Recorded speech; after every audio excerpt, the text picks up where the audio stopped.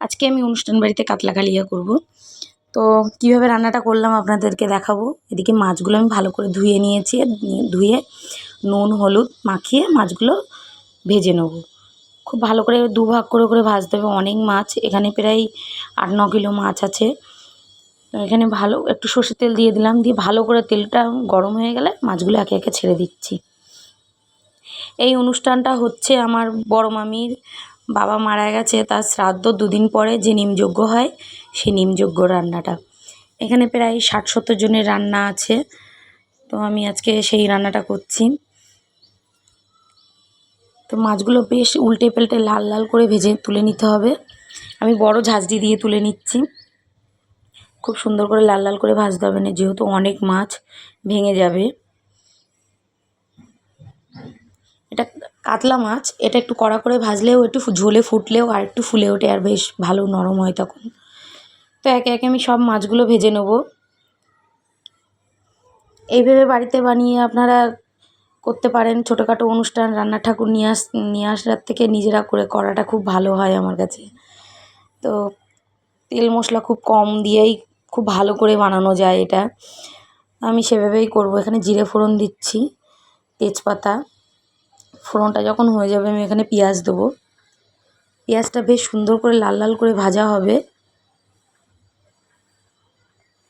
বেশ ভালো করে ভেজে নেবো পেঁয়াজটা। তারপরে আমি পেঁয়াজ বাটা দিয়ে দিচ্ছি কিছুটা। ওই ছোটো বাটির 1 বাটি মতন পেঁয়াজ বাটা দিয়ে দিয়েছি। দিয়ে আমি এখানে রসুন বাটা দিয়ে দিচ্ছি। এটাও ভালো করে একটু কষানো হয়ে গেলে আমি এখানে আদা বাটা দিয়ে দিলাম। পরিমাণটা ওই বড় হাতার 2 হাতা করে এরকম দিয়েছি। 1 হাতা কাঁচা লঙ্কা দিয়েছি। তো কাঁচা লঙ্কাটা আমি এখানে বাটাটা দিয়ে দিলাম, দিয়ে ভালো করে কষিয়ে আমি এখানে লঙ্কার গুঁড়োটা দিয়ে দিচ্ছি। লঙ্কার গুঁড়োটা বেশ ভালো করে কষিয়ে নিয়েছি কিছুক্ষণ। তারপরে আমি জিরের গুঁড়ো দিয়ে দিচ্ছি, তারপর ধনের গুঁড়ো, একটু গোলমরিচের গুঁড়োটাও দিয়ে দেবো। দিয়ে বেশ ভালো করে কষিয়ে নেব। আমি কিন্তু এটা মশলাটা জল দিয়ে দিয়ে কষিয়ে নিয়েছি খুব সুন্দর করে। তারপরে আমি এখানে চালমগজ আর পোস্ত এই বাটাটা আমি দিয়ে দিলাম। চালমগজ আর পোস্তটা বেটেও আমি ভালো করে জল দিয়ে একটু ভালো করে কষিয়ে নেব। এই মশলাটা সম্পূর্ণই আমি জল দিয়ে দিয়ে কিন্তু খুব সুন্দর করে কষিয়ে নিয়েছি। তারপরে লাস্টে গিয়ে আমি নুন আর হলুদটা দিয়ে আরও 10-15 মিনিট আমি কষিয়ে নেব। নিয়ে পরিমাণ মতন ঝোল দিয়ে দেবো। মশলার যখন তেল ছেড়ে যাবে তারপরেই কিন্তু জলটা দিতে হবে। দিয়ে ঝোলটা বেশ ভালো করে সুন্দর হয়ে ফুটে উঠলে আমি ভাজাগুলো দিয়ে দেবো।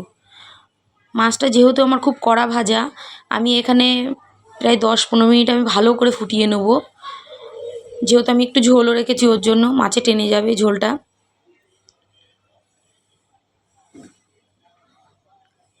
খুব সুন্দর করে একটু নুনটা দেখে নেব। নুনটা দেখে আমি আর একটু পরিমাণে নুন দিয়ে দিচ্ছি। তারপরে এখানে ভাজা জিরের গুঁড়ো দিয়ে দিলাম। তারপরে গরম মশলার গুঁড়ো দিয়ে দিচ্ছি।